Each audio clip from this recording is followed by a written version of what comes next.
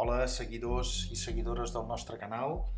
Aquí us deixem aquestes imatges i una mica de vídeo que ens ha fet arribar el nostre company, en Ramon Tapioles d'Igualada, de les 3 hores de resistència de les motos clàssiques a Castellolí aquest passat dissabte, dia 6 d'abril.